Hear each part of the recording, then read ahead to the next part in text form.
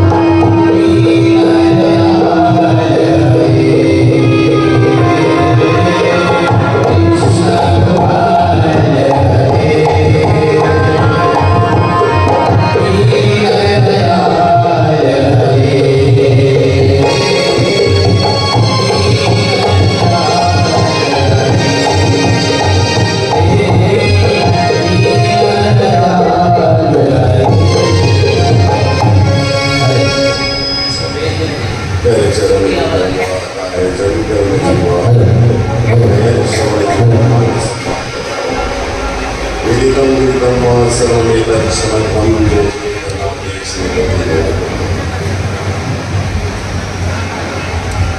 जीवोत्तर सत्तर का विशाल देवल विशाल देवल माननीय के बराबर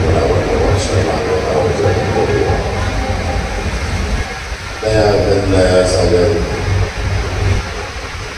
दया मया कृपा करुणा करुणा के सागर आनंद उपनामों से पंच कृष्ण के चरणों में बर्बाद कर साक्षात में प्रणाम किया। भगवान कृष्ण की अमोघ लीलाएं हम श्रवण कर रहे हैं। अभी थे अगंग हजारों साल से भगवान की लीलाओं का गुणानुवाद किया जा रहा है। कितने ही माधुर्य का हर लीलाओं में भगवान की ईश्वर की लीलाएं हमें मार्ग दिखाती, हमें मार्ग बताती, हमें कैसे जीवन जीना चाहिए। आज की भगवान कृष्ण की लीलाओं में हम दो लीलाओं का श्रवण करें।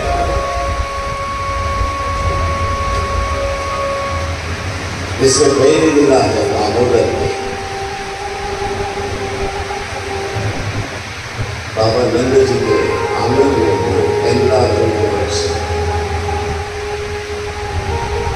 कई वर्षों से उस जगह पर खड़े हैं।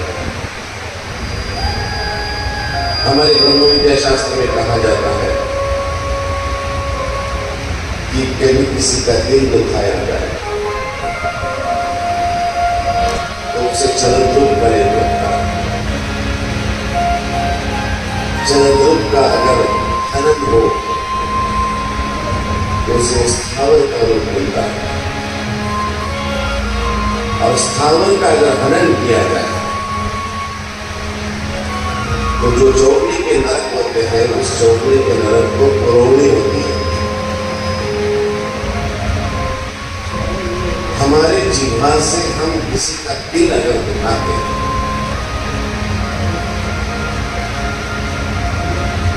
तो किसी का दिल दुखाना भी ये कोई साधारण सी बात है, ऐसा ना समझो। नहीं चाहिए दिल दुखाना किसी का, सदा ना रहेगा, सदा ना रहेगा जमाना किसी का। नहीं चाहिए दिल दुखाना किसी का, नहीं चाहिए दिल दुखाना किसी का।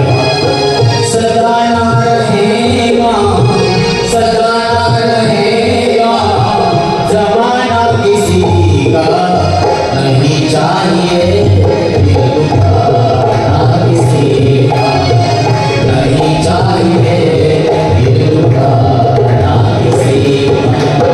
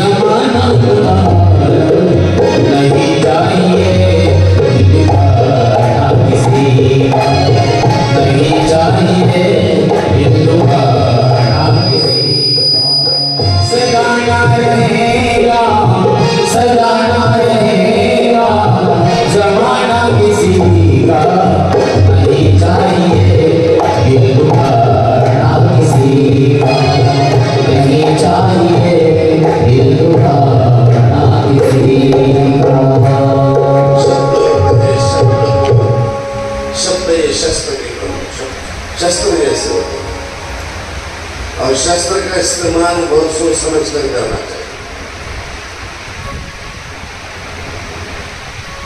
जितने भी कीटक है या जितने भी प्राणी है, कोई प्राणी का विष उसके दांतों में है तो किसी का विष उसकी पूंछ में, लेकिन मनुष्य ही एक ऐसा प्राणी है कि जिसके जीवा में विष भरा हुआ है। उसके जीवा के शब्द से ही सामने खड़े मनुष्य के हृदय को छिन्न विछिन्न कर देता है। हमारे भगवान श्री चक्रधर स्वामी जी कहते हैं, वर्म स्पर्श नहीं कीजिए, वर्म स्पर्शाकर्षण कहीं किसी का वर्म स्पर्श नहीं करना चाहिए, किसी का दिल नहीं दुखाना चाहिए। सब समझता है परंतु ऐसे है, फिर भी हमारी इंद्रिय हमारे वश में नहीं होती है। कभी गुस्सा आ जाता है, कभी संताप आ जाता है, तो हम एक बार शब्द ऐसा बोल देते हैं जिंदगी भर का दुरावा उनमें और हमने पड़ जाता है। देखो एक बात हमेशा याद रखो, अगर शरीर की कोई व्याधि हो जाए, बुखार आ जाए, तो गोली जेब पे रखकर वो बुखार ठीक नहीं होता, गोली खानी पड़ती है। वैसे सिर्फ अच्छे विचार सिर्फ पाठ हो जाए या समझ में आ जाए, इसको कोई वैल्यू नहीं है। वो अच्छे विचार हमें जिंदगी में हम जब जीते हैं तो उसे आचरण में मिलाने चाहिए, वरना अच्छी बातें तो दीवार पर भी लिखी होती है, तो सामने लिखा है, जो फल देवी देवताओं की भक्ति करने पर भक्त को प्राप्त होता है, वो फल तो बिना मांगे परमेश्वर भी अपने भक्तों को देते हैं। अच्छी बातें हैं सारी दीवार में लिखी है, कितना समझते हैं हम उस बात को, कितना हम उन्हें आचरण में लाते हैं, ये बहुत महत्वपूर्ण है। आज की लीलाएं जो सुनाने हैं आपको, भगवान की लीला, वो अर्जुन की मुक्ति है। भगवान जी गोकुल में है, भगवान की लीलाएं गोकुल में अमृत की वर्षाओं से बरस रही है। अमृत धारा में सारे ही गोकुलवासी नहाकर गीले हो रहे हैं, प्रसन्न है सारे, सब तरफ प्रसन्नता। भगवान कृष्ण की बाली लीलाएं इसी अमृत में है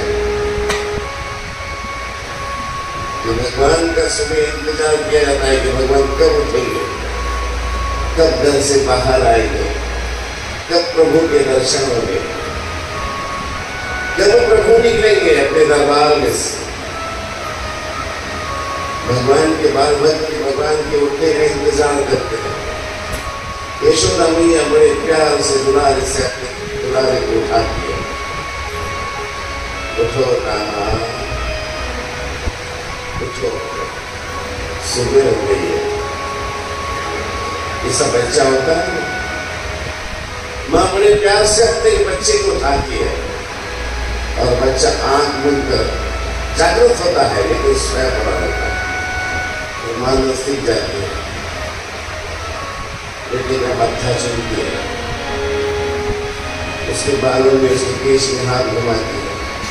उसी तरह यशोदा मैया भी भगवान कृष्ण के शयन ग्रह में जाती है, भगवान का माथा चूमती है, भगवान के स्वरूप को देखती है, भगवान के चेहरे को देखती है, माथा चूमती है, कहना उठो मेरे नंदा, सुबह हो चुकी है। भगवान कृष्ण की आंखें जागे होने के बाद भी जागृत होने पर भी बंद करके रखी हुई है। माँ का प्यार चाहते हैं, प्रभु ईश्वर का प्यार चाहते हैं। माँ उनके माथे को चूमती है, गाल को चूमती है, उठो खाना सुबह हुई है, स्नान करो। देखो तुम्हारे छोटे छोटे जो साथी है सारे आए, आपका इंतजार कर रहे हैं। छोटे छोटे साथी क्या, भगवान की सारी गोकुल नगरी इंतजार कर रही है, जब हमारे युवराज उठेंगे, कब हमारे प्रभु उठेंगे, कब हमारे पालनहार उठेंगे, जब ईश्वर के दर्शन हो गए, नैया भी इंतजार कर रही है, भगवान उठेंगे तो हम भी भगवान के साथ साथ मधुबन में जाएंगे, जमुना किनारे जाएंगे। भगवान जी आके बोलते हैं, मैया भगवान जी को स्नान करा दिया, फिर स्नान करा दिया, बड़े प्यार से भगवान को सजाती है। भगवान कृष्ण मंदिर में नया पंच लगा दिया, भगवान को ऊर्ध्वकोण का टीका लगाती है, सोने का टीका लगाती है, एक काला सा चीट लगाती है मेरे लल्ला को, मेरे लाला को किसी की नजर न लगे। पीला पीताम्बर भगवान को कमर को आज वस्त्र लगा हुआ है, जनेवा डाला है भगवान के गले में, एक हरा सा रेशम का वस्त्र भगवान जी ने अपने कंधे पर डाला हुआ है, उसे यहाँ कमर के पास हाथ में बांसुरी थी और भगवान जी आज घर से बाहर निकल गए।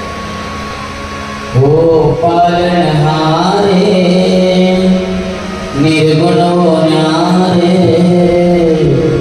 तुम्हारे बिना अपना कौन नहीं, हमारी उलझन सुलझाओ भगवान, तुम्हारे बिना हमारा कौन नहीं, हमारी उलझन सुलझाओ भगवान, तुम्हारे बिना हमारा कौन नहीं। ओ पालनहारे निर्गुण न्यारे, तुम्हारे बिना हमारा कौन नहीं।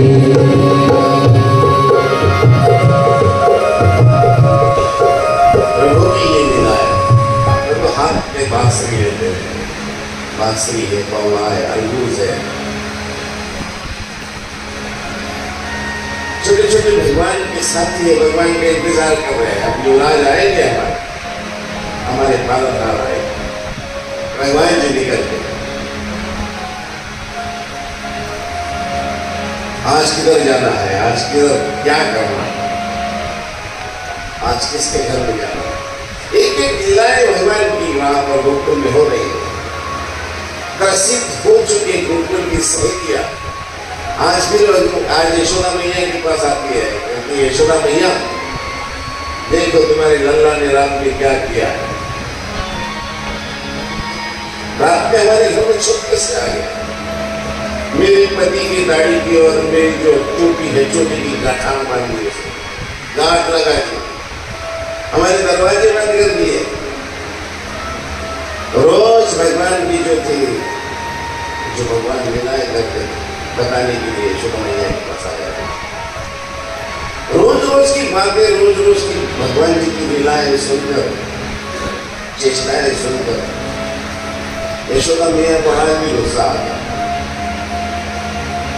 फिर हमने लीलाएं सुनी थी कि भगवान जी के पीछे सिकुटी है, एक छोटी सी लकड़ी लेकर मैया लगी, लेकिन भगवान बड़े होते गए हैं, बड़े हो रहे हैं, 6-7 वर्ष के हो चुके हैं, 8 वर्ष के हो चुके हैं, लेकिन भगवान की लीलाएं कुछ थमने का नाम नहीं ले रही।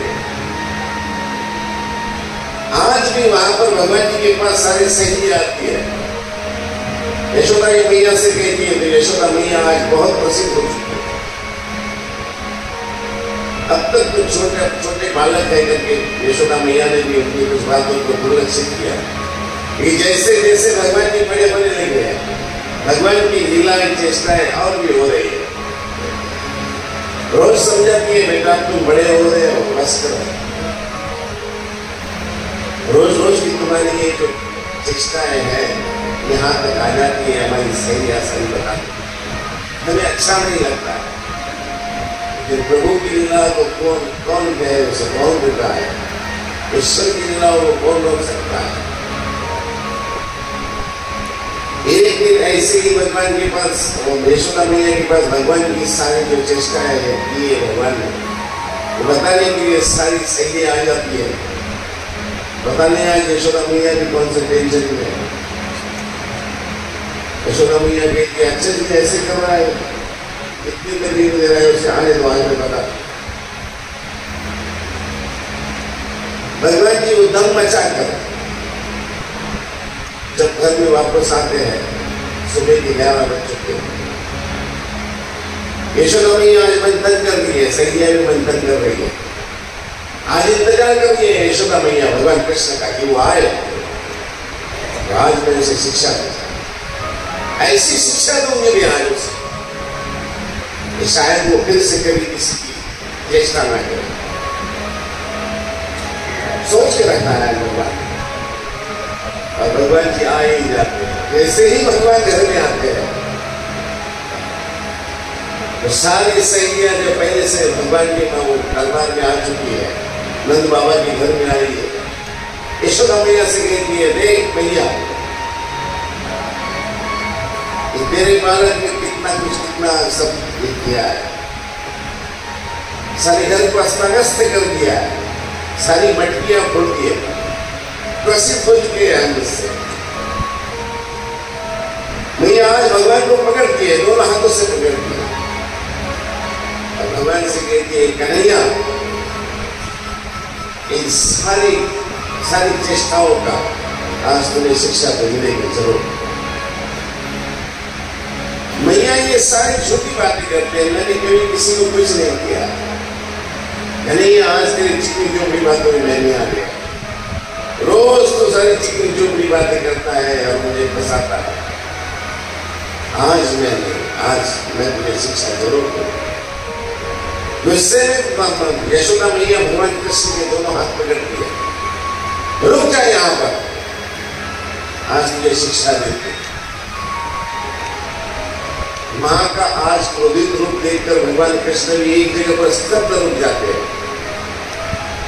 आज भगवान जी समझ गए, आज मैया को कितनी भी चिकनी चोपड़ी बातें कर ले तो मैया आज सुनने वाली नहीं है। आज मैया क्रोधित हो चुकी है, आज तो शिक्षा मिली। शिक्षा क्या मिली? आज तो किसी का उद्धार होना है। समय आता है, समय कई वर्षों से नंद बाबा के उस आंगन में 2 वृक्ष है, एमला अर्जुन के वृक्ष है। यमन होते हैं 2, यमन युगल कपल, इंग्लिश में कपल है, यमन या युगल या उभय, 2 ऐसे अति विशाल ऊंचे ऐसे अर्जुन के वृक्ष है, कई वर्षों से वहां खड़े। आज उनका उद्धार होना। मां कहती है रुके यहीं पर, स्तब्ध रुक जा, आज तुझे शिक्षा मिलेगी। जाती है अंदर से एक रस्सी खोल कर लाती, देखती हूं कैसे गोकुल में ये उद्यम मचाता है। आज इसे घर में बांध कर रखती हूँ, फिर कैसे जाएगा ये बात। आज इसके पैर बांध देती हूँ, इसके हाथ भी बांध देती हूँ। ये कौन छुड़ाएगा इसे? यशोदा मैया है, जीव है, वो क्या जानती है? अरे ये परमात्मा है, ये तो बंध मुक्त करने वाले हैं, नित्य मुक्त है परमेश्वर। नांदेड़ के चरित्र में हमारे भगवान श्री चक्र गोस्वामी जी का चरित्र, भगवान जी एक ब्राह्मण के घर के सामने जाते हैं, भिक्षा के लिए आवाज लगाते हैं तो अंदर से ब्राह्मणी देती है, इतना हट्टा कट्टा है कि काम क्यों नहीं कर लेते। भगवान उतनी शांति से कहते हैं भैया कोई काम नहीं देता है, कोई काम नहीं देता, चल हमारे पास काम है, काम कर ले। भगवान मुस्कुराते हैं, हमारे चक्र गोस्वामी जी, कहो भैया क्या काम। देख हमारे पास गई है, वो गई है चराने ले गया। भगवान जी कहते रोटी मिलेगी ना? बोला हाँ, काम करेंगे तो रोटी जरूर मिलेगी, रोटी जरूर देंगे। भगवान कहते हम तुम्हारी गैया चराएंगे, जरूर चराएंगे भैया, लेकिन एक बात, हम तुम्हारी गैया को छोड़ेंगे, रस्सी उसकी खूंटे से छुड़वाएंगे, लेकिन बांधे नहीं। हम तुम्हारी गैयों पर चढ़वाएंगे जरूर, लेकिन उसका दूध नहीं मिलेगा। क्यों कहा है भगवान ने ऐसा कि हम तुम्हारी गैया छोड़ेंगे लेकिन बांधेंगे? अरे परमात्मा है वो, परमात्मा वो जीवों को बंधन में से छुड़ाते हैं, भव सागर से मुक्त करवाते हैं, वो जीवों को बंधन में नहीं लाते। भगवान बन जाते हैं, ईश्वर बन जाते हैं, लेकिन किसी को बांधते हैं। खुद बन गए भगवान, भक्त के वश में हो जाते हैं भगवान। जब भी भक्तों ने पुकारा है, भगवान दौड़ते गए वहां पर। जब भी द्रौपदी ने पुकारा है, भगवान ने हाथ का घास हाथ में जो रखा वैसी थाली में रख दिया, मुंह का घास मुंह में और हाथ का घास हाथ में, और भगवान की भक्तों के लिए दौड़ते, पांडवों के लिए दौड़ते चले गए। बंधमुक्त परमात्मा किसी को बंधन में नहीं। ईश्वर तो इस भूतल पर जीवों को बंधन में से मुक्त करवाने आते हैं। मेरे जीवन के धनावर, मेरे प्राणधार, तुम मेरे जीवन के धनावर, मेरे प्राणधार, तुम मेरे जीवन के धनावर, मेरे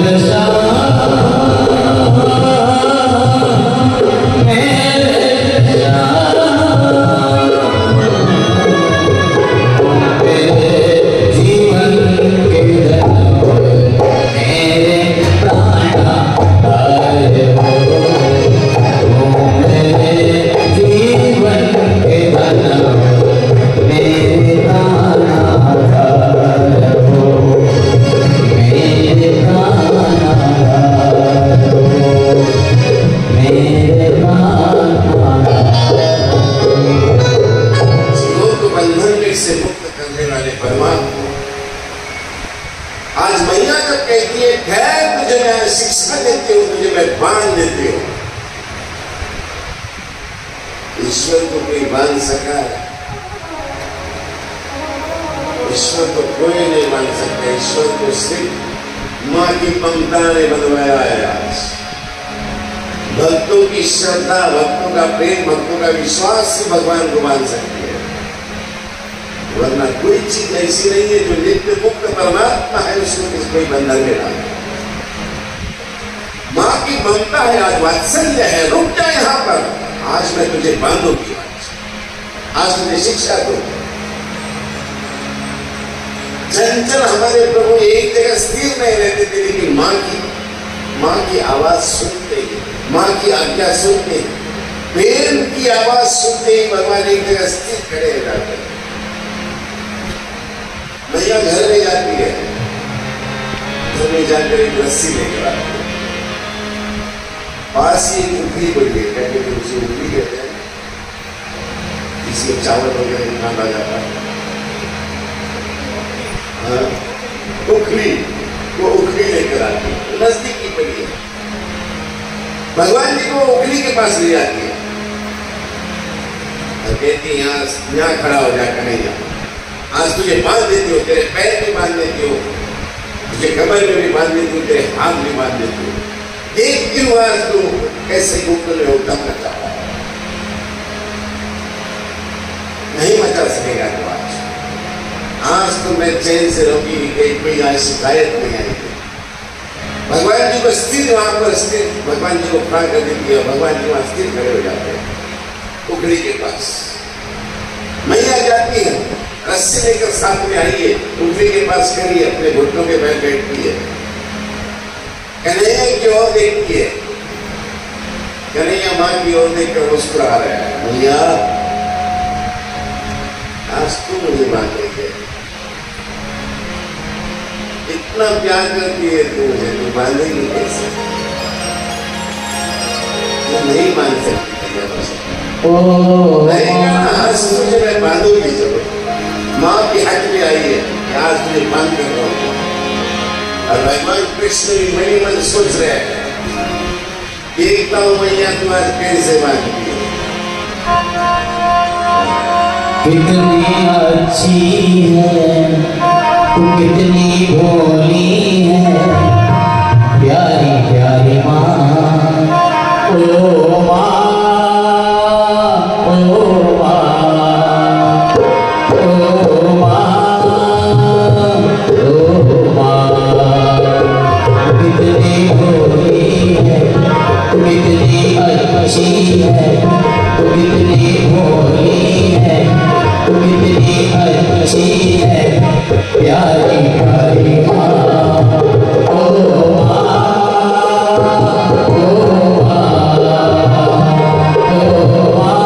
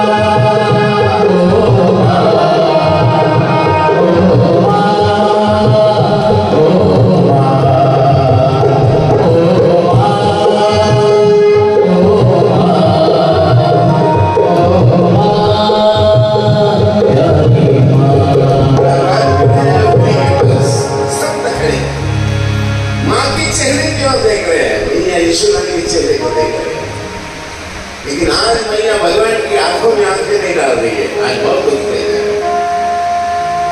बहुत गुस्से है।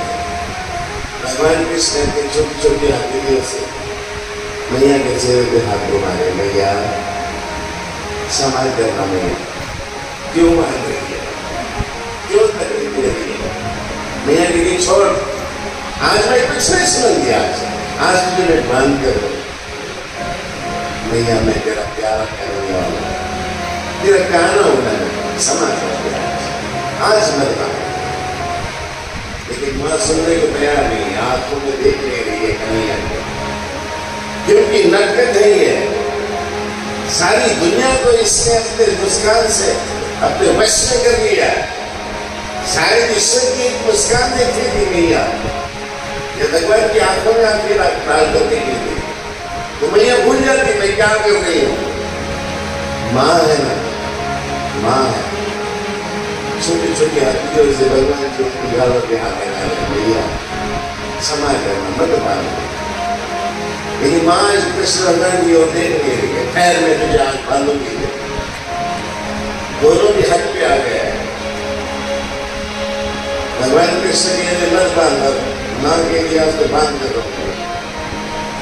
देखिए अभी हक किसका है, अब हट माँ कर रही है, मैं तुझे बांध कर रहा हूँ। भगवान कृष्ण स्तब्ध है, समझा रहे हैं मैया थक जाएंगे तो मुझे नहीं बांध सके, ऐसे नहीं बांध सकेंगे तुम मुझे, तुम प्यार से बांध सकेंगे, तुम श्रद्धा से बांध सकेंगे, तुम विश्वास से बांध सकेंगे। अगर रस्सी से बांधने की कोशिश की तो मैं बंधने वाला नहीं, लेकिन चेष्टा करती है मैया, रस्सी लाती है, भगवान जी के पैर बांधती है, पहले बहुत भागता है ना तो पैर बांधती है, फिर भगवान जी के हाथ लेती है, हाथ बांधती है, तो भगवान जी के जो पेट पे बांधते हैं, इसके हाथ भी बड़े चंचल है, इसके पैर भी बड़े चंचल है। हाथों से लोग सब सारे गोकुल की मटकियां फोड़ता है, पैरों से सारे गोकुल में उथल मचाता है। हाथ भी बंद दिए, पैर भी बंद दिए, अब पेट को बांधना है, रस्सी निकाल दी है पेट को बांधने के लिए, बड़ी सी रस्सी निकाल के भगवान कृष्ण के पेट को बांधने की कोशिश कर दी, चेष्टा कर दी। माँ पिया देखा तो दोनों दम पड़ गए, है यही रो, अभी मैं दूसरी रस्सी लेकर आती हूँ। भगवान कृष्ण देख रहे मुस्कुरा रहे, भैया क्यों तकलीफ दे रही है, रुक जा जरा, बस करा, नहीं बनने वाला हूं मैं तुझसे। फिर यशोदा मैया आज हट में आई, आज मुझे बांध के रहूंगी। भगवान कृष्ण कहते हैं सब बांध कर देखे कैसी बांधती है, फिर जब ये अंदर से दूसरी रस्सी लेकर आती है, तो पहली रस्सी को कट मारती है, और फिर भगवान कृष्ण के कमर का माप देती है, अब ये रस्सी चल जाएगी, अब इससे बात फिर बांधने की चेष्टा करती है, देखती है मुझे गठन मारनी है, वहां पर दो दम बढ़ जाती है। सोचने लगी भैया ऐसे कैसे हो गया, चलो मैं तीसरी रस्सी लेकर आती हूँ, जाती है घर में से तीसरी रस्सी लेकर आती है, फिर एक दूसरे को तीन रस्सी को गठान बांध दिया, फिर बड़ी रस्सी बना ली। अब देखते हो तुझे आपको कैसे कैसे नहीं बंधे जाता, तीन रस्सियों से किया बांधने की कोशिश करी, फिर देखी फिर दो उंगल कम पड़ गई। भगवान कृष्ण का पेट बढ़ता गया, जैसे जैसे पेट बढ़ता गया रस्सी कम बढ़ती चली गई। पूरे घर में जितनी भी रस्सियां थी सब लाई मैया ने, सब एक दूसरे को गठन बनाकर बड़ी सी रस्सी बनाई, फिर भगवान को बांधने की कोशिश की, लेकिन फिर भी दो उंगल करनी पड़ जाती। अंदर बाहर घर में चक्रा मारते यशोदा मैया थक गई। आखिर गुस्से में माँ ने अभी तक चेहरा देखा ही नहीं है, कन्हैया के चेहरे की तरफ देखा ही नहीं है। कन्हैया मुस्कुरा है, मैया क्यों थक रही हो, मैं नहीं बतूंगा गुस्से। अंदर बाहर करते करते यशोदा मैया थक गई है, अब आंखों में आंसू आ गए, अब आखिरी रस्सी बची है, वो भी लाई और उसकी भी गठन मारी है, अब मुझे बांध भी कस कर बांधूंगी तुझे। आंखों में आंसू ला कर गई थी, कन्हैया क्यों तकलीफ दे रहा है, क्यों सता रहा है मुझे, अब तो मुझे बांध कर ही रहूंगी मैं। भगवान कृष्ण ने मैया की आंखों में आंसू देखे,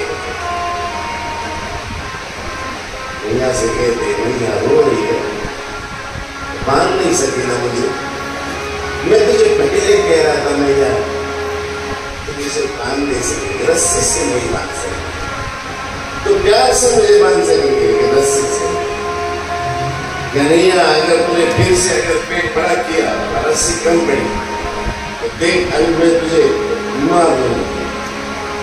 मैया की आंखों में आंसू आ गया और मैया के आंसू देखकर भगवान कृष्ण अपनी मैया पर तरस आ गया। मैया मैं सब कुछ देख सकता हूं लेकिन मेरी मां की आंख में आंसू नहीं देख सकता। मैया रो मत, तू बांधना चाहती है ना बांध ले मुझे, मेरी आंखों में आंसू नहीं आने चाहिए। मैया मेरे हाथ छोड़, मैं बंधूंगा खुद तो बंधूंगा, मेरे हाथ छोड़। नहीं गाना आज तेरे हाथ को छोड़, मैं बंधूंगा। जैसी मैया ने हाथ छोड़े भगवान कृष्ण ने छोटी छोटी हाथों से मैया के आप आंसू पोंछे। मैया रो मत, तेरी आंखों में मैं आंसू नहीं देख सकता हूँ, मैं सब कुछ देख सकता हूँ। तू मुझे मान ले, घर में कैद कर ले, धोखा रख ले, सब कुछ होगा, लेकिन मेरी मां की आंखों में आंसू मैं नहीं सहन कर सकता। तो बांधना चाहती है ना मुझे बांध ले।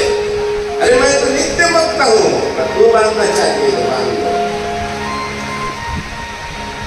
भगवान ने जब बंधवाया तब मां ने बांधा। ये तो निमित्त मात्र है बांधने का, आज किसी का उद्धार करना है। यशोदा मैया ने बांध दिया उसे। गुस्से में जो है मां का गुस्सा है, बेटे के प्रति गुस्सा होना है तो गुस्सा नहीं होता है, वो वात्सल्य होता है। मां अपने बेटे का कभी गुस्सा नहीं करती, मां कभी गुस्सा नहीं करती, इसलिए बेटे ने कैसा भी बर्ताव करना ऐसे नहीं होता। मां की इज्जत करनी चाहिए। मां मां मां से तो भगवान भी डरते हैं, हम तो इंसान है। मां से तो डरना चाहिए। मां के प्रेम के आगे तो सब सारी बातें तुच्छ होती है। भगवान ने बंधवा दिया,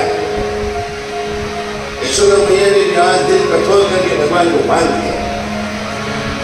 खैर तुझे आज ऐसे ही दिल पर बांध कर रख दिया, देखता है देख के वहां से कौन छुड़ाता है। भगवान के पैर बंधे हुए, हाथ पीछे से बंधे हुए, कमर भी बंधा हुआ है और भगवान मुस्कुरा रहे हैं। यशोदा मैया के लिए तो कितना भी मुस्कुरा है, आज तेरे चक्कर में मैं नहीं बैठने वाला, आज तेरी लीलाओं को तेरी चेष्टाओं को मैं क्षमा नहीं करूंगा। ऐसे कहकर अपने काम के लिए भगवान को बांध कर अपने बाड़े में से, अपने घर में से बाहर एक घड़ी लगाकर, दरवाजे को घड़ी लगाकर बाहर निकल। मां देख नहीं सकती अपने कान्हा को बंधा हुआ किसी के घर से बाहर निकल गया। सारी स्क्रिप्ट लिखी होती है पहले, कैसे कैसे क्या होना है।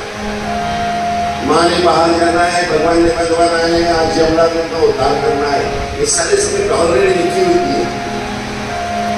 भगवान से उसको व्यक्तिगत परमात्मा से उसको स्वरूप देते हैं, ये सारा लिखा हुआ है। सारा सब कुछ कौन से समय क्या होगा, अचानक कुछ भी नहीं होता। भगवान को यशोदा मैया कहीं लगाकर बाहर चली जाती है, कुंडी लगाकर बाहर जाती है और भगवान कृष्ण छुड़वाने के बहाने उस मुट्ठी को लेकर सारे आंगन में इधर उधर हो गए, इधर से उधर जाते हैं, छुड़वाने की कोशिश करते हैं। लेकिन मां ने आज ऐसे कसकर बंधा है, भगवान ने ऐसे कसकर बंधवा कर दिया। मां क्या बांधी है, लेकिन भगवान ने बांध कर दिया है। आज उखल से छूट ले रही है भगवान, ऐसी उखल घसीटते घसीटते भगवान को तो वृक्षों के बीच में ले जाते हैं। वृक्ष के बीच में ले जाने के बाद अपने उसको आम को हलाते हैं, अपने हाथ को छुड़ाते हैं। जैसे भगवान के हाथ छूट जाते हैं, भगवान दोनों हाथ उस वृक्ष को लगाते हैं। अब इतने विशाल का उस वृक्ष, अर्जुन के वृक्ष को भगवान के जैसे ही हाथ लगे, इतने विशाल वृक्ष वहां से आराम से गिर पड़े पूरे आंगन। जोर से आवाज आई उसकी, वृक्ष जब फूट कर गिरते हैं तो वृक्ष की ऐसी आवाज है और उसमें से दो यक्ष निकले।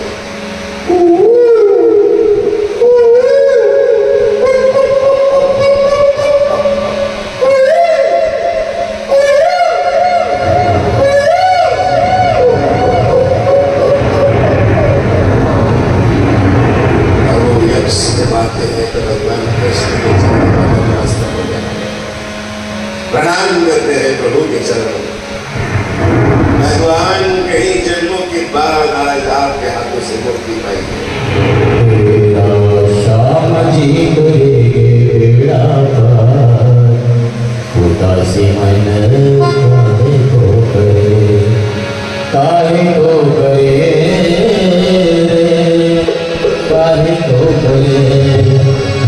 काहे को करे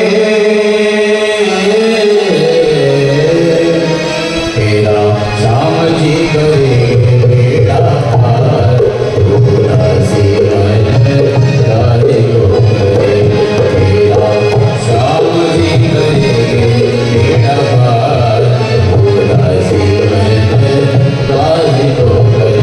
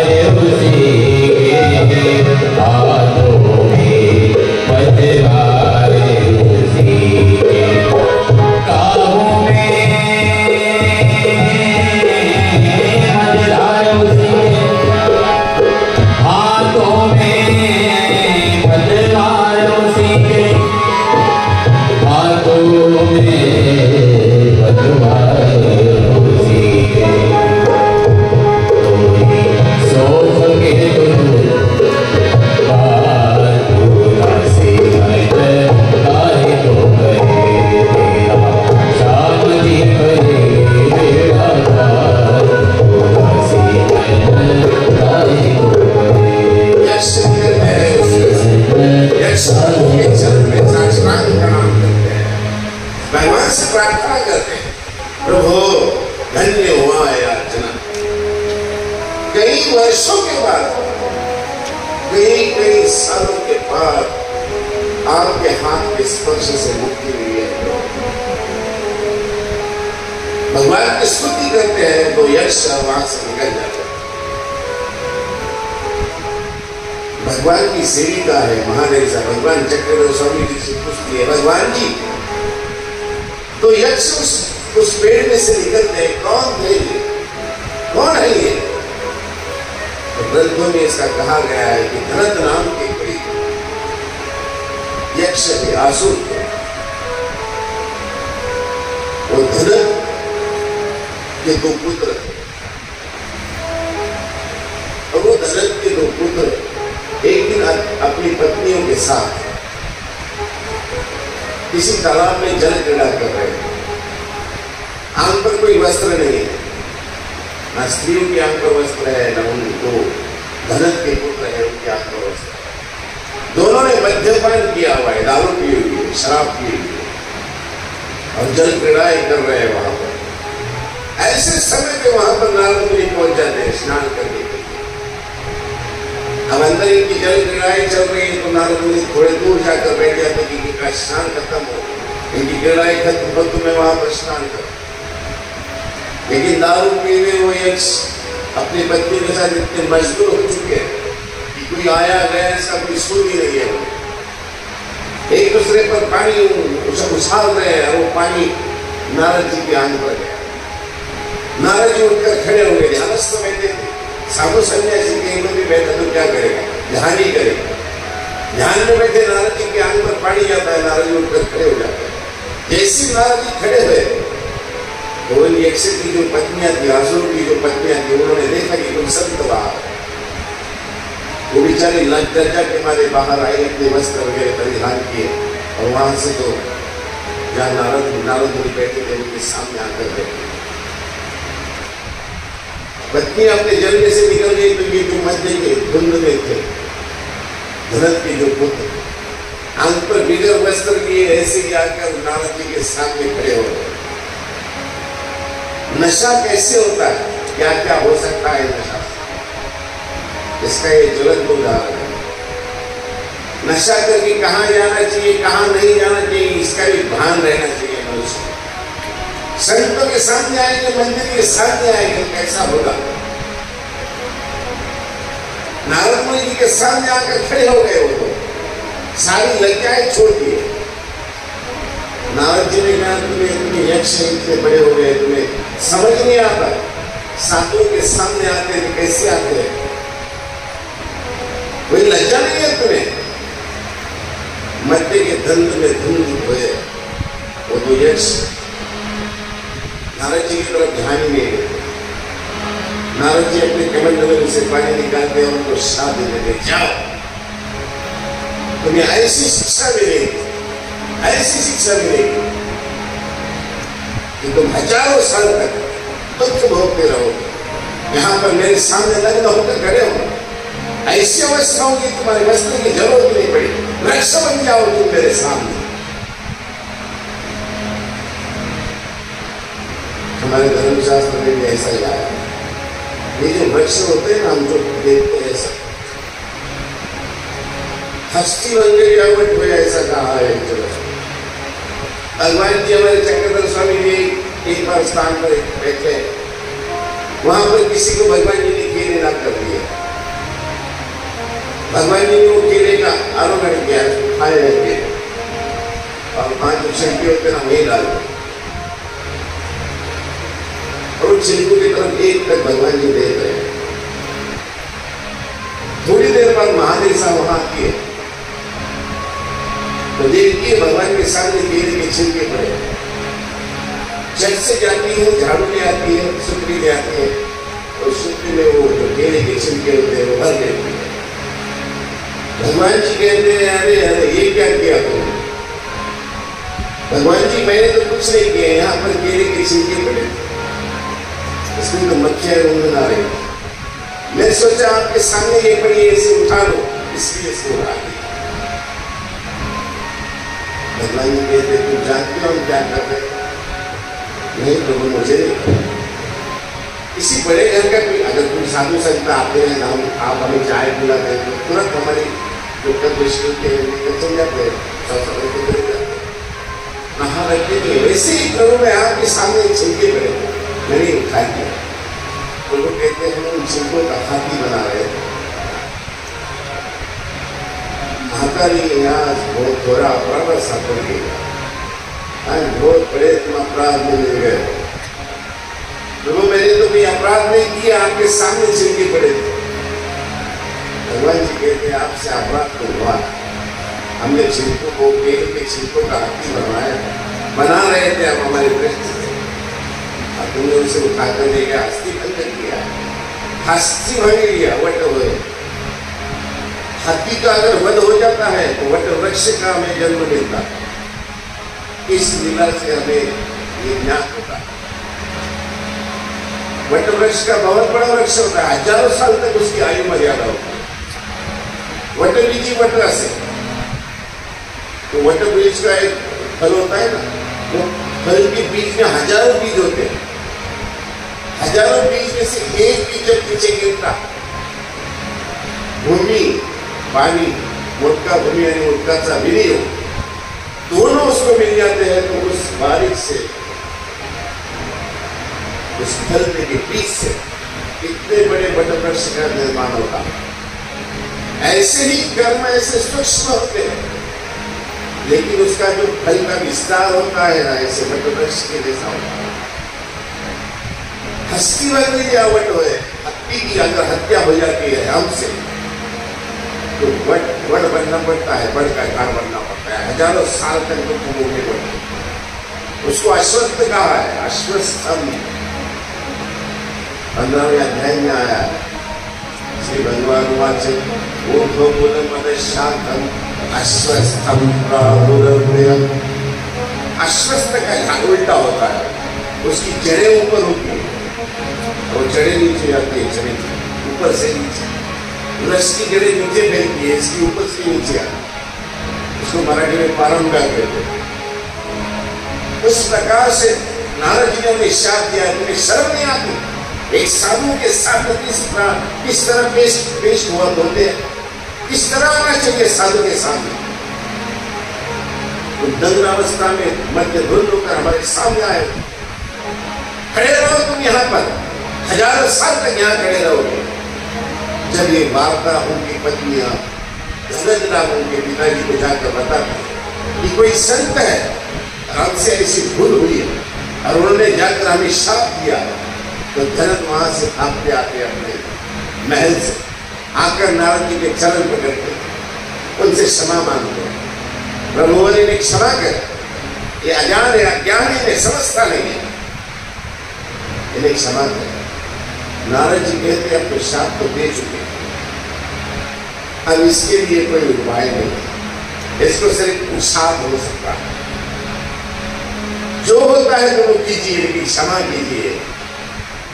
नारद जी कहते हैं क्षमा तो करेंगे, उसका क्षमा का यही है कि आज से द्वापर युग में ये हुआ है कि आप द्वापर युग की समाप्ति के समय के चौथे चरण में जब भगवान कृष्ण यहाँ पर योगेश्वर कृष्ण भूतल पर अवतार लेंगे, उनके हाथों के स्पर्श से इनका इस दुखरूपी योनि में से मुक्त होता है। और वही तो वृक्ष भरत के पुत्र नंद के वहां आंगन में आज बड़े बड़े तो वृक्ष जो हजारों सालों से खड़े हैं, आज यशोदा मैया जब भगवान कृष्ण को ऊपरी सेवा की तो उसको घसीटते हुए वहां ले आते हैं और भगवान कृष्ण अपने दोनों हाथ उस कमलार्जुन के वृक्ष को लगाते हैं और उस कमलार्जुन के वृक्ष में छिपे हुए तो यक्ष प्रभु के स्पर्श से मुक्तता होती है। इसीलिए शब्द शस्त्र होते हैं। साधुओं को कभी नाम नहीं रखना चाहिए। मैं पिछले भी आपको जो बता रहा हूँ, आंसू योनि में जो जाते हैं, आंसुओं में जाते हैं, आंसू करते हैं, साधुओं से ऐसा किया, साधुओं को कथाई किया, साधुओं को वर्म स्पर्श किया, तो ऐसे हजारों साल तक दुख भोगने चलते पड़ते हैं। हमारे ही कर्म हमारे सामने आते हैं। मैं हमेशा कहता हूँ कर्मों के रेस्टोरेंट है जो बना है वही हमारे सामने आएगा और इसके रचयिता हम ही होते हैं, हम ही हमारे कर्म करते हैं, वही हमें भोगना पड़ता है। दूसरों के कर्म हम नहीं भोगते, हमारे ही कर्मों का फल होता है। हम सुख भोगते हैं या दुख भोगते हैं। इसलिए जीवन में आए हैं तो ऐसे सच्चे कर्म करो, अच्छे कर्म करो, निराकर्ष होकर जियो। क्यों किसी का दिल दुखाते हो, क्यों पाप जोड़ते हो? पाप किसी को दिल दुखाने से तुम्हें ऐसा लगता होगा कि मैं उसको दिल दुखाने से शायद उसका दिल दुख जाए तो मेरा अच्छा हो गया, मेरे दिल को तसल्ली मिल गई, क्षण भर की तसल्ली होती है। लेकिन तुम्हें ऐसे इसका जो दुख भोगना पड़ता है वो बड़ा भयानक होता है। देखो, सब कुछ सुन लेना, किसी गरीब की आह में सुनना, पहले बात कोई नहीं सुनता, लेकिन उसकी आँख सुनने वाला परमात्मा होता है। कभी किसी की अन्याय नहीं करना, किसी से गलत बात नहीं करना। शायद सुनने वाला सुन भी ले, उसका दिल भी दुख जाए, दिल भी छिन्न हो जाए, वो आपसे कुछ कह भी ना सके। लेकिन चींटी के पैर में भी जब चींटी पर पैर पड़ते हैं ना अपने, तो चींटी की भी जो आह निकलती है ना, वो आह भी परमात्मा सुनते हैं। तो हमारी आह जो पीछे आत्मा है, उसकी आह प्रभु नहीं सुनेंगे, ऐसा तो कभी होगा नहीं। इसलिए हमारी आत्मा की आह वो सुनता है। जब वो सुनता है ना, तो उसका बहुत बड़ा प्रायश्चित, जैसे हजारों सालों तक उसको भुगतना पड़ता है। इसलिए कभी किसी का दिल में दुखाना चाहिए, साधुओं का आदर करना चाहिए, सम्मान करना चाहिए। वो साधु बने हैं तो बस ऐसे संसार में ग्रस्त होकर साधु बने, ऐसा कभी सोच विचार मत कीजिए। उनके कई ऐसे सुख ऐसा कर्म है कि वो ईश्वर के करीब जा रहे हैं। कर्मों की जंजीर न टूटे, प्यार प्रभु का तो दिया। कर्मों की जंजीर न टूटे, प्यार प्रभु का तो दिया। कर्मों की जंजीर न टूटे, प्यार प्रभु का तो दिया। माया में अंधा बन गए, माया में अंधा बन गए, पापों से रिश्ता जोड़ दिया। कर्मों की जंजीर न तोड़े, प्यार प्रभु का तोड़ दिया। कर्मों की जंजीर न तोड़े, प्यार प्रभु का तोड़ दिया।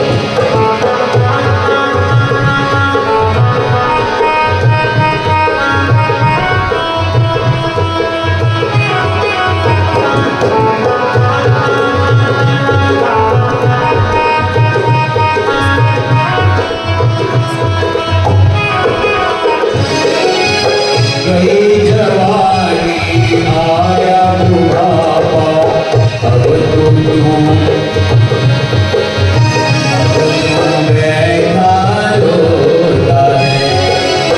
गई जवानी आया बुढ़ापा, अब तुम रोता है।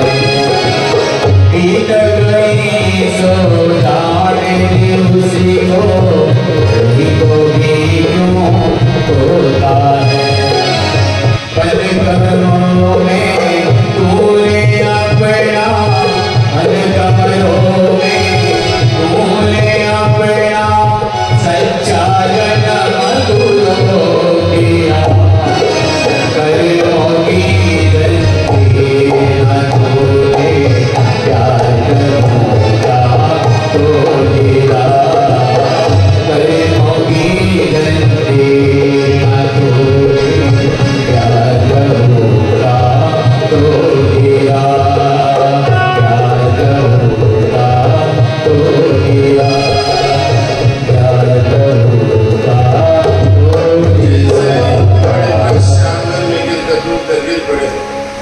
मैया यशोदा ने और गोकुल के वासियों ने जब वो वृक्ष के टूटने की आवाज सुनी, तो सारे दौड़ते हुए वहां नंद के दरबार की ओर, घर की ओर दौड़ने लगे। मैया यशोदा अपने सुर को खो चुकी। मेरे आंगन के वृक्ष वहां पर गिर पड़े हैं, जिस आंगन में मैंने मेरे कान्हा को बांध कर रखा हुआ है। जैसे ही दरवाजा खुलती है यशोदा मैया, तो भगवान कृष्ण को ऊपर से बांधा हुआ और वो दो टूटे हुए वृक्ष के बीच में बांधती है। दौड़ते आती है भगवान की ओर, दौड़ते दौड़ते भगवान के सामने गिर जाती, बेहोश होकर। मेरे लल्ला को कहीं कोई चोट तो नहीं आई, मुझसे ऐसे कैसे अपराध हो गया कि मैंने मेरे प्राण प्रिय लल्ला को घर में बांध कर अकेले छोड़कर चली गई। देखिए तो भगवान कृष्ण वहां पर मुस्कुरा रहे हैं। नंद पीछे से दौड़ते आते हैं, सावधान करते हैं, यशोदा अरे उठो, तुम्हारे लल्ला को कुछ नहीं हुआ। मातृत्व है, आए माँ का प्रेम है, वो जागृत करते हैं, उनके मुंह पर पानी लगाते हैं, पानी छिड़कते हैं। मैया यशोदा जागृत होती है, भगवान कृष्ण का सुख रूप देखती है, छोड़ देती है, खुद को कुशल देने लगती है। कितनी मैं पापी हूँ, कितनी मैं जंडाली हूँ, मेरे कान्हा को आजमान कर रखा। अगर मेरे कान्हा को कहीं कुछ हो जाता तो मैं जिंदगी भर खुद को मैं क्षमा नहीं करूँ।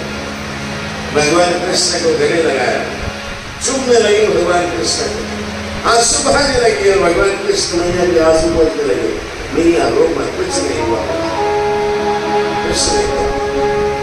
लाख लाख अपने आराध्य देवी देव की यशोदा मैया प्रार्थना करती है, तुम्हारी वजह से मेरा लल्ला सुख हो, कुछ नहीं हुआ मेरे लल्ला को।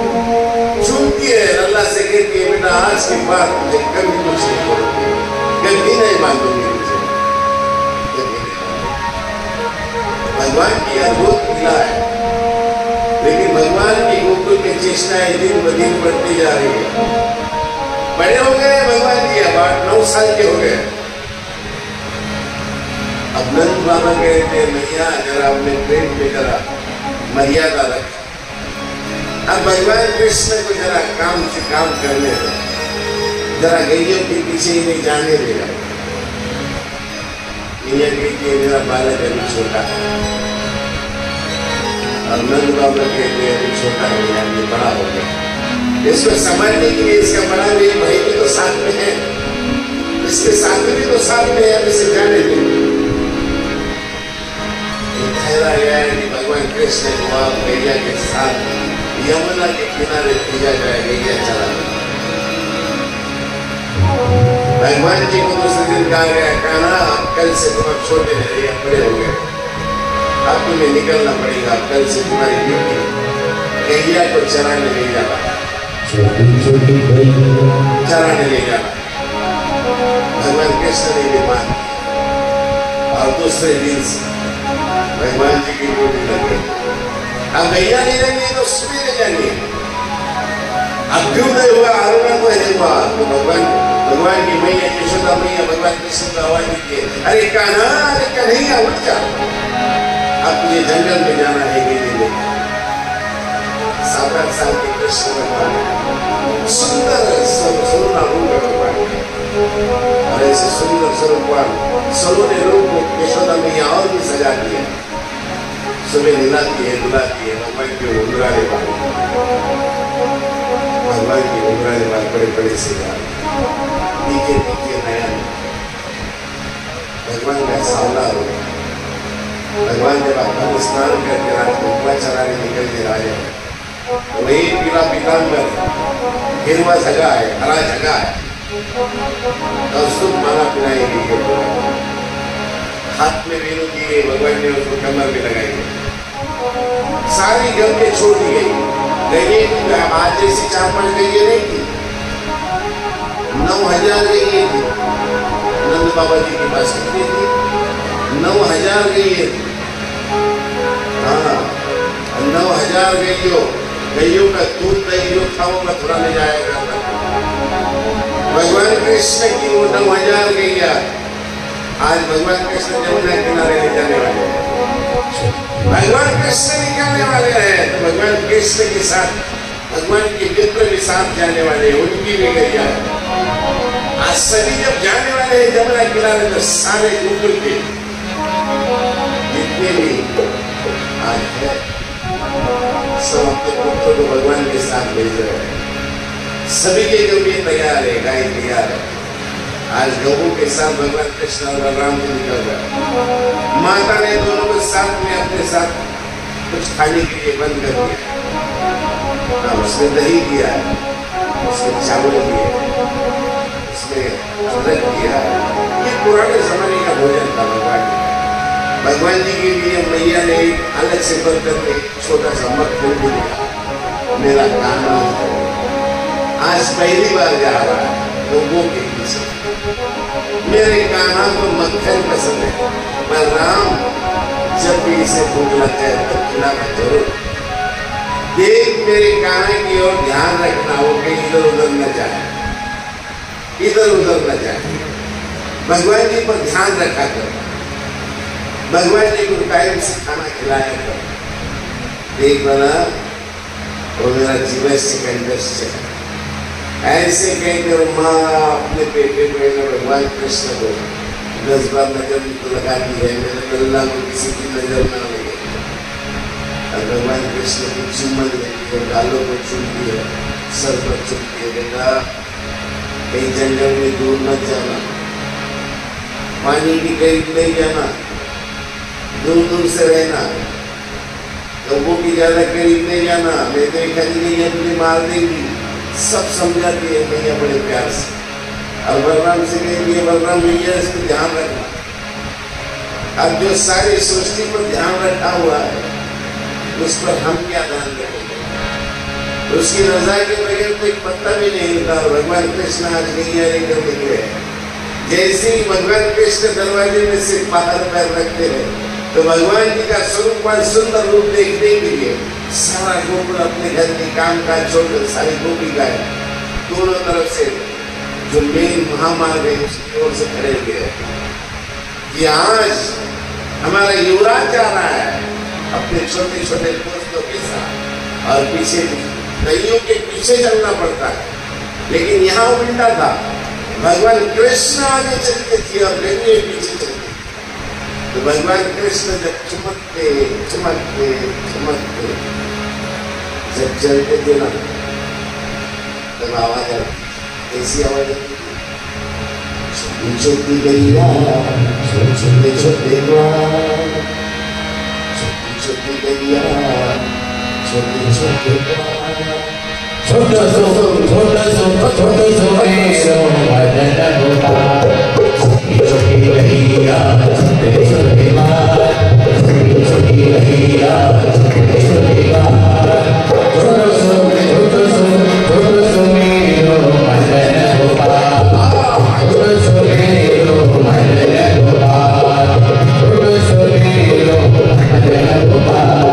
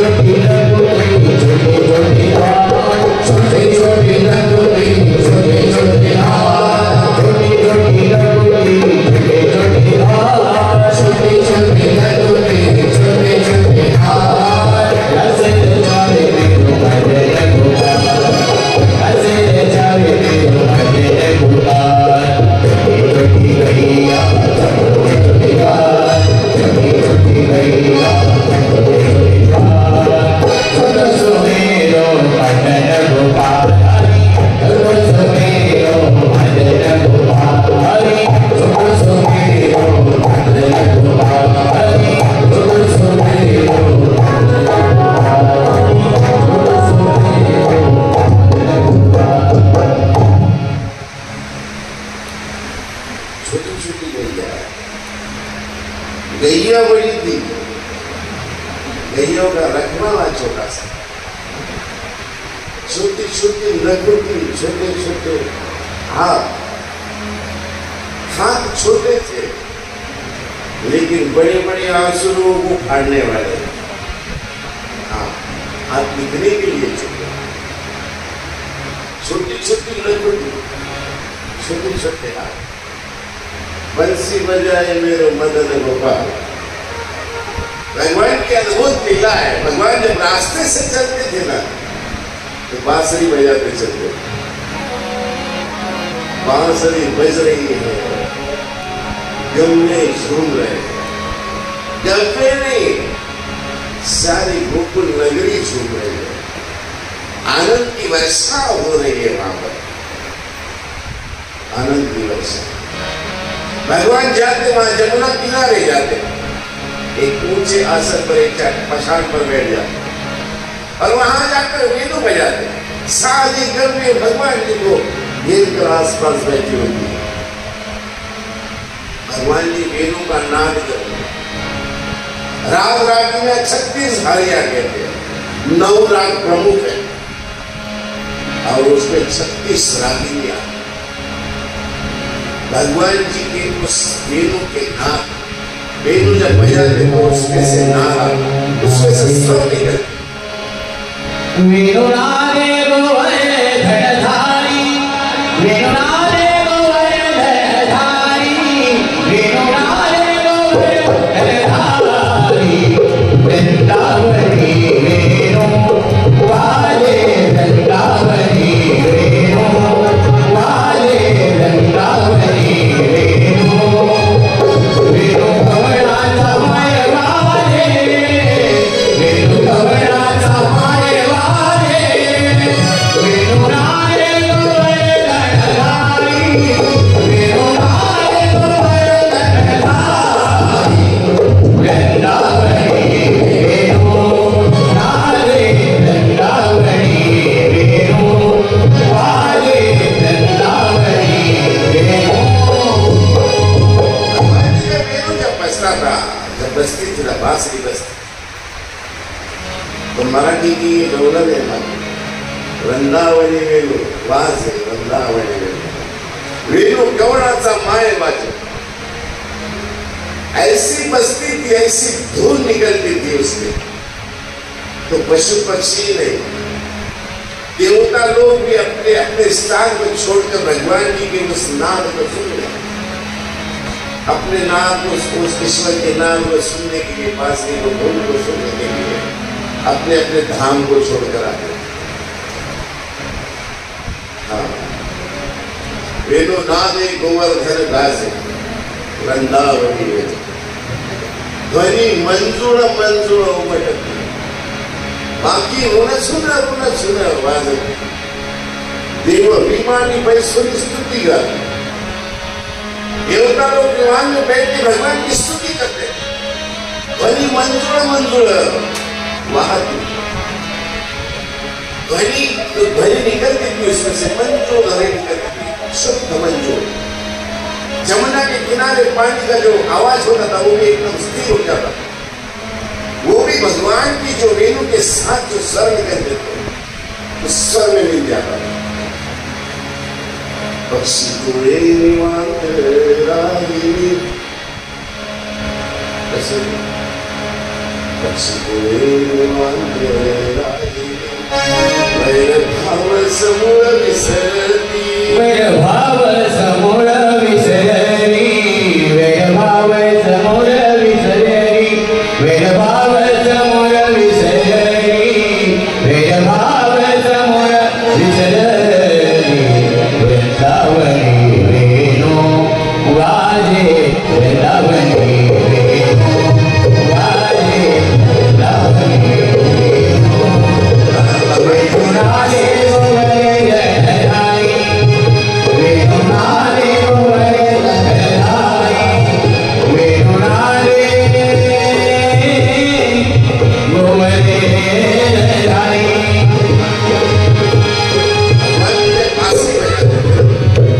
हमने इतना ही सुना, इतना ही पड़ा है कि गौवे जो थी भगवान के आसपास बैठ जाती, बांसुरी का स्वर सुनती रहती, ईश्वर की मूर्ति का स्वाद लेते रहते, लेकिन चलती नहीं। हमने इतना ही सुना। लेकिन भगवान जी जहां लेकर जाते थे वो तो जंगल था। जब भगवान जाते थे ना जंगल में, तो जितने भी व्याघ्र थे, हिंसक प्राणी होते, हिंसक प्राणी अपना स्वभाव छोड़ देते। शेर के बाजू बकरी बैठा करती थी, शेर के बाजू गाय बैठा करती थी, चूहे के बाजू सांप आकर बैठ जाता था। भैरव अपना भूल जाते थे, वेणु के नाद में इतना मग्न हो जाते। भगवान के बांसुरी सुनते थे ना, तो इतने तर्पण अपनी स्वभाव भूल जाते। पशु पक्षी गौवे तो भगवान के आसपास बैठी रहती, बस भगवान को देखती और रवंत करते रहते। रवंत करते पता है, घास खा लेने के बाद गौवे पहले सब खा लेती है और बाद में एक जगह स्थिर होकर बैठ जाती है। अपनी पेट में से खाया हुआ अनाज कुछ होता है, कड़वा वगैरह घास होती है, बाहर निकालती है, फिर उसको रवंत करते रहती है। यहाँ तो गौवे कुछ खाती ही नहीं थी, बस भगवान के सामने बैठी रहती थी, भगवान की मूर्ति का स्वाद लेते रहते और रवंत करते रहते। शाम में जब भगवान जी जाते थे ना गोकुल में, तो शाम के समय दूध निकालने के लिए जब ग्वाले जाते थे गैया के पास, तो गैया इतना दूध देती कि दूध निकालते उनके दोनों हाथों में कांटा आ जाते, ऐसा शब्द आया। उनके दोनों हाथ थक जाते। गायों के स्तन गाय के दूध की वजह से इतने बड़े बड़े हो चुके थे कि वो जमीन को लगने लगे। गायें इतनी दूध की होने लगी, आश्चर्यचकित हुआ सारे गोकुल लगे कि भगवान कृष्ण आखिर खिलाती क्या नहीं इन गैयों जो इतनी दूध दे रही है। दूध की नदियों पे बहने लगी। ईश्वर की कृपा, ईश्वर की लीलाओं का कोई अंत नहीं है। तेरी लीला का ना पाया कोई पार की लीला तेरी तू ही जाने। प्रभु तुम्हारी लीला का क्या अंत है, कौन क्या अंत लगा सकता। प्रभु जाते रहे वहां पृथ्वियों का उद्धार करते। वहां पर काकासुर आया, वहां पर भी संकटों की कोई कमी नहीं थी। गोकुल में तो आए कृष्ण रोज भेजेंगे असुरों को, लेकिन भगवान कृष्ण जब यमुना किनारे आए तब भी वहां पर काकासुर आया। काकासुर काकू केशिया पूतना, ये तो दुर्गा राक्षस के 4 बेटे थे। पूतना तो पहले मर चुकी थी। काकू को भेजा, काकू ने कौवा बन के आया। भगवान कृष्ण को अपनी चोंच में उठाकर उड़ाने लगा। भगवान कृष्ण भी ऊंचे आसमान में गए, विशाल रूप धारण किया और उस काकासुर के दोनों जबड़ों को फाड़ दिया और उसे अपने हाथों से निकली। बकासुर आया वहां पे, बग्गू बगले का रूप लेकर आया जमुना किनारे। इतना बड़ा शुक्र वहां पर देखा भगवान कृष्ण को। भगवान कृष्ण ने देखा, सारे वालों ने देखा, भगवान कृष्ण को उठाने लगा। भगवान कृष्ण को उठाया, मेरा आसमान में उड़ने लगा। भगवान जी ने आसमान में जाने पर इतना विशाल रूप धारण किया और उस बकासुर की जो मान थी वो मान तोड़ दी और उससे अपनी गर्दन तोड़ दी और उससे मुक्ति। काकू गया, बकू गया, केशिया आया, घोड़े का रूप लेकर आया, भगवान कृष्ण पर चलकर आया। भगवान जी ने ऐसा ठोसा लगाया उसे कि केशिया जो उड़ा तो जाकर सीधा मथुरा में कंस के सामने जाकर गिरा। शक्तासुर को ऐसे ही मारा, ऐसे एक न तो अनेक असुरों का संहार भगवान कृष्ण ने जमुना के किनारे किया। अब समय आ गया था एक ऐसे को मुक्ति देना है कि जिसकी वजह से सारी गोकुल नगरी त्रस्त है। वो है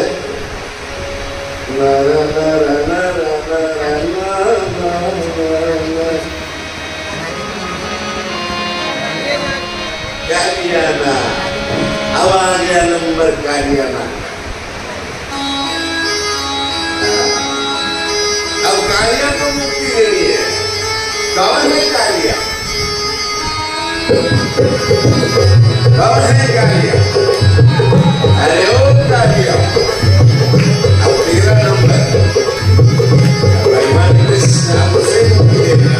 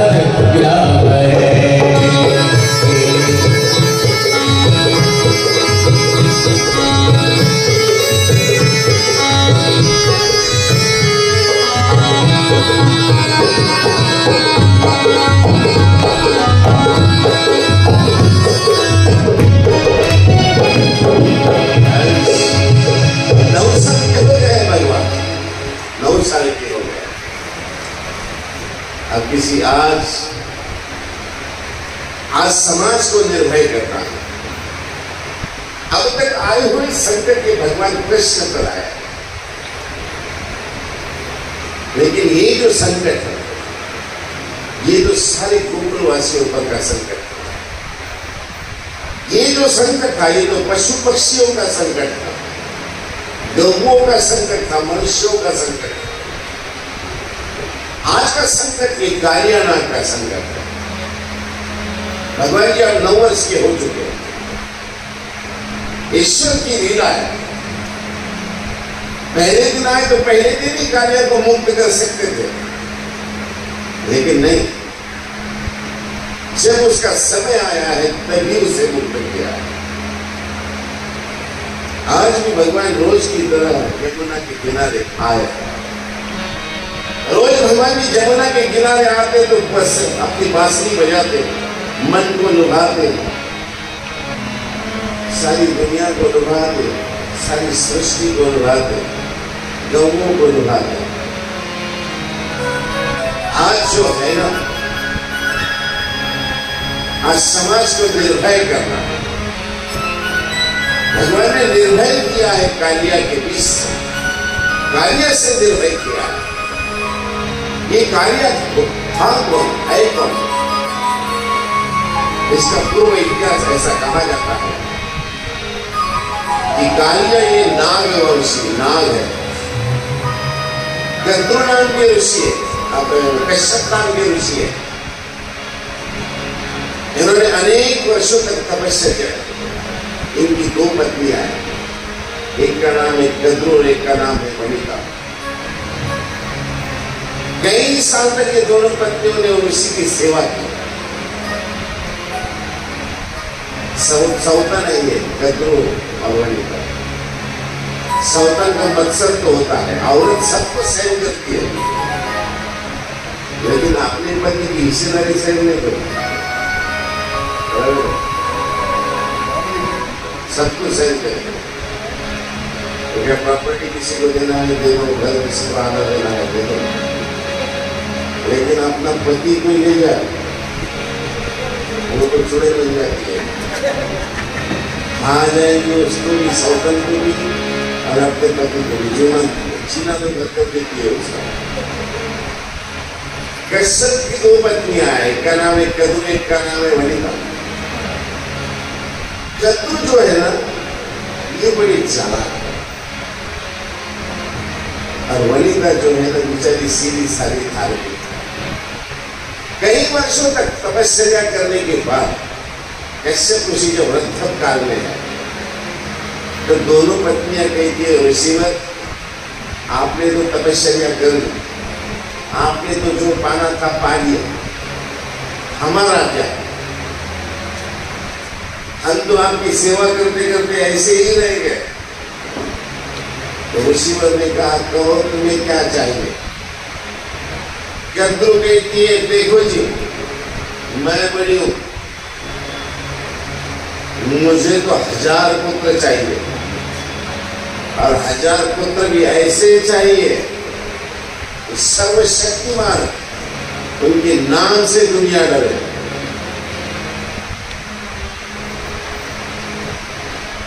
कश्यप ऋषि को क्या था, ऋषिवर के तपस्या की थी, उन्होंने वरदान दे दिया उनको, भैया जैसा चाहेगी तो तुझे वैसे ही होगा, बुरा तो नहीं तुझसे कौन ले ले तुझे जो चाहिए। 1000 उन्हें पुत्र हुए, और वो पुत्र भी ऐसे हुए सारे के सारे नाग। उसमें शेष नाग है, उसमें वासुकी नाग है, उसमें तक्षक नाग है, एक से एक बड़े रथी महारथी है। शेष नाग जो है ये बड़े धार्मिक प्रवृत्ति के, ये विष्णु के भक्त है। ऐसा कहते हैं पुराणों में कि शेषनाग के खंड पर ये सारी पृथ्वी डरी हुई। कोई कहता है अश्विनी कुमार के मुख पर ये सारी पृथ्वी घूमती है, पर धार्मिक थे। दूसरे एक वे वासुकी, वासुकी जो थे ये महादेव जी के गले में जो है, और जिन्होंने त्रिपुर राक्षस को मारते समय जो उनके धनुष्य की, शिव धनुष्य की प्रत्यंचा बने थे। जब वहां पर समुद्र का मंथन हुआ, मंथराचल पर्वत, तो जिसकी रस्सी बनी गई, नीति बनी गई, वो नीति के लिए ये काम आए थे। तीसरे जो थे वो थे तक्षक, जिन्होंने उनको डसा था परीक्षित को, और उसी की वजह से ये व्यास ऋषि ने भागवत सुनाया। उन्होंने सारे सर्पों का यज्ञ किया, उनके पुत्र ने जन्मे लेंगे, और सारे सर्प लाकर जला दिए। ये वो कथा, उन कथाओं में से एक पुत्र उनका ये जो था गद्रू का, वो शेष कालिया नाग था। शेष नाग जो है उनके अनंत कटे हैं, इसीलिए उन्हें अनंत भी कहा जाता है। और इनका मेन गढ़ जो है वो अनंतनाग, जम्मू कश्मीर के घर पर शायद होता है, अनंतगढ़ कहते हैं उसे, अनंतनाग। यहाँ पे उनके रहने का स्थान है। दूसरे जो थे वासुकी, वो तो कैलाश के पास, कैलाश पर्वत पे रहते हैं। तक्षक जो है, ये तक्षक यहाँ पर नीचे पाताल में रहते हैं। ये हो गया इनका इतिहास। ऐसे 1000 पुत्र हुए गद्रू। लेकिन वनिता जो थी वो बड़ी निस्सीम अपने पतिव्रता थी, अपने पति की सेवा करती, बहुत सीधी सादी थी। उसने कहा देखो जी, मेरी सौती जैसे मुझे 1000 पुत्र तो नहीं चाहिए, एक ही पुत्र चाहिए, लेकिन पुत्र ऐसा चाहिए कि जिसको 1000, जो इसके पुत्र है वो 1000 पुत्र एक मेरे पुत्र को डरने चाहिए। एक पुत्र 1000 को भारी पड़े। वहां पर उन्होंने दिया, उनको पुत्र हुआ वो गरुड़, वो विष्णु के सवारी करते, एक ही पुत्र हुआ। अब विष्णु के सवारी बनने वाले जो गरुड़ है, वो बचपन से ही विष्णु की आराधना में, सेवा में विष्णु की तरफ वाहन बनकर उनके घर चले। अब इसके 100 पुत्र और ये बेचारी टूटी इनकी मानसिकता, ये बेचारी वो वनिता पे बहुत अत्याचार करने लगे, बहुत अत्याचार करते। अब 100 पुत्रों के कपड़े, 1000 पुत्रों के कपड़े धोने हैं तो कौन धोएगी? फिर अपनी छोटी सौत को धोने लगा, उसको काम इतना करने लगा कि वो घर छोड़कर भाग जाए। पहली पत्नी ने ऐसा सोचा, इसको दासी बना लिया जाए अपने। फिर उसने क्या किया, जब समुद्र मंथन में से जब एक ऐरावत घोड़ा निकला, वो ऐरावत घोड़ा एक दिन आसमान में देखा, और दोनों सौते अपने वहां पर घूम रहे और बातें करते रहते। अब किसी को फंसाना बहुत सप्त जंजाल में फंसाया जाता है, उसको दासी बनाना है, उसको सप्त जंजाल में फंसाया।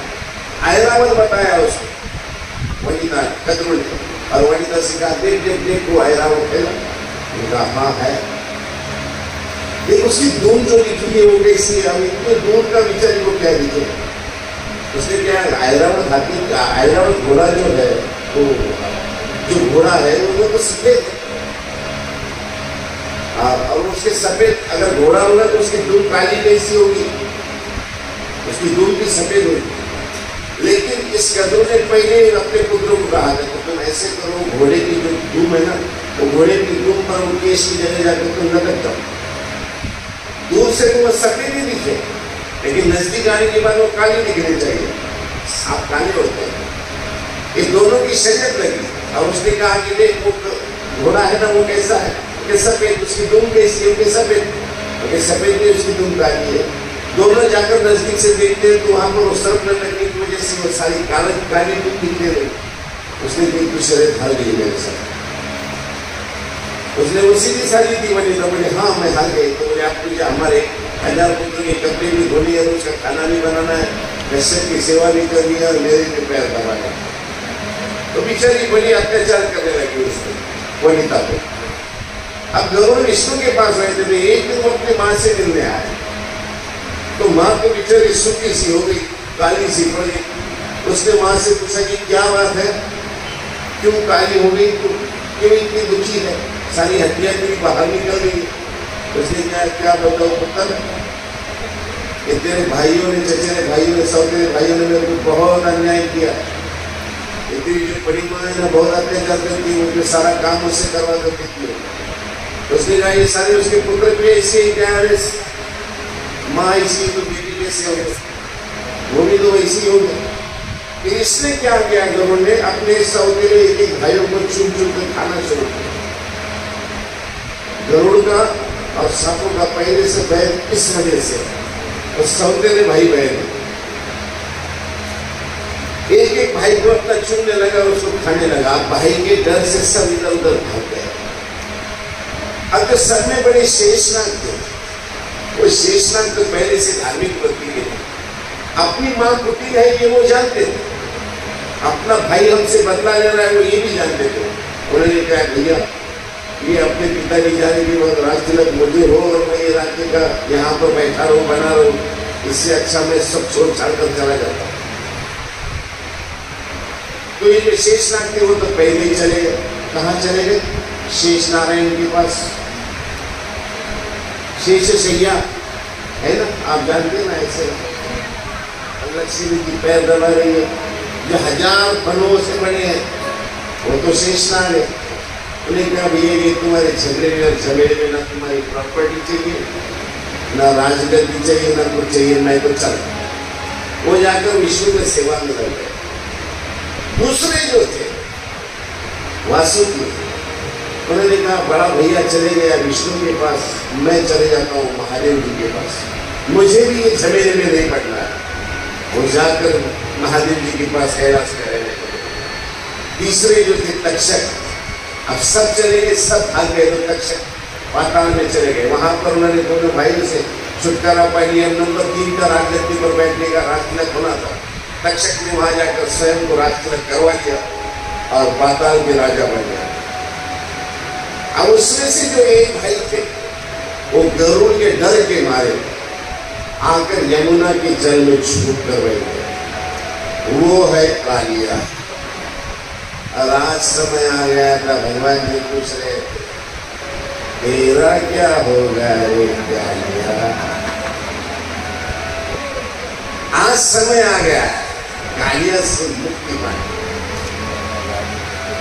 भगवान जी आज आप 9 साल के हो चुके हैं। भगवान जी रोज जमुना किनारे आते, गौवा चराते, रोज कोई खेल करते, क्रीड़ा करते, कभी गिल्ली डंडा खेलते, कभी गोटियां खेलते, कभी पतंग उड़ाते, कभी क्रिकेट भी खेलते थे। क्रिकेट जिसको मराठी में हम चेंडू बड़े कहते, वो भी खेलते। उस जमाने में कौन से बॉल थे? सादे बॉल थे, कपड़ों के बना लेते थे और साथ में एक आधी कोई गली वगैरह होती थी तो उस टाइम में खिलाते थे। लोग कहते हैं वो इंग्लैंड का खेल है क्रिकेट। अरे ये तो हमारे द्वापर युग में भगवान कृष्ण ने खेला हुआ खेल है, क्रिकेट का खेल। अब उसमें सुधारना होती गई, 11 प्लेयर बनते गए। हमारे यहाँ ऐसा नहीं था, हमारे यहाँ एक ही प्लेयर होता था, तो वो होते थे भगवान कृष्ण और बॉलर होते थे सारे गोकुल के जितने भगवान जी के साथी हैं, सारे भगवान जी को बॉल डाला करते थे। और हमारे भगवान एक ही प्लेयर होते थे जो कभी किसी को आउट ही नहीं होते। बस भगवान जी आज सुने निकले हैं वहां से, आज घर से निकले, कुछ नया विचार करके निकले। साथ में बलराम भैया जी है, दोनों भी साथ चल रही है। भगवान जी दोनों लेकर साथ चल रहे हैं। लेकिन भगवान ने आज अपने बंधु से कहा है, राजा से कहा है, भैया आज तो हम तुम्हें नए जमाने की कहानी सुनाएंगे। अरे भैया किसी भी जमाने की सुनाओ, लेकिन सुनाओ जरूर। आज तो तुम्हें हम नया खेल बताएंगे। आज तुम हमारे साथ क्रिकेट का खेल खेले, आज तुम साथ ले चलो। भगवान की लीलाओं का कोई अंत नहीं है। बलराम जी ने कहा ठीक है कान्हा, जैसी आपकी मर्जी, हम तो तेरी आज्ञा के गुलाम हैं, तुम्हें आज्ञा देना है, हमने सुनना है। गौवे लेकर निकले। बलराम भैया जी ने आज क्रिकेट का सारा सामान दिया है। आप झूमते बजाते हुए भगवान कृष्ण बांसुरी बजाते हुए निकले। भगवान कृष्ण सामने झूमते चल रहे हैं। सारी गोकुल नगरी भगवान की उस मूर्ति का स्वाद ले रही है और सारे हिंदुए भगवान के पीछे पीछे झूमते चल रहे हैं। कितना अद्भुत नजारा होगा। मैं तो सोचता हूँ कितने नसीबान होंगे वो गौरे। भले ही दोष रूप में था, प्राणी के रूप में था, लेकिन किस्मत वाले थे वो, जिन्हें प्रभु के मूर्ति का दर्शन हुआ, जिसे प्रभु का स्पर्श हुआ, जो अपनी इन्हीं आंखों से भगवान को देखते थे। हम तो इतने दिन कर्तव्य विमूढ़ हैं, हम तो इतने पापी हैं, तो भगवान तो हमारे सपने में भी नहीं आते। ऐसी आज की लीला है। भगवान जी आज साथ निकले हैं क्रिकेट का खेल करने, सीधे सीधे चल रहे हैं। अब चलते चलेंगे भगवान जी और जमुना किनारे पहुंचेंगे। ऐसी भगवान की अद्भुत लीला, भगवान जी को जमुना किनारे पहुंचा देते हैं और फिर कल देखते हैं तेरा क्या होगा। ये क्या लिया श्याम नहीं आए, घन श्याम नहीं आए, बैठी रहूं जमुना के। श्याम नहीं आए, घन श्याम नहीं आए, श्याम नहीं आए, घन श्याम नहीं आए,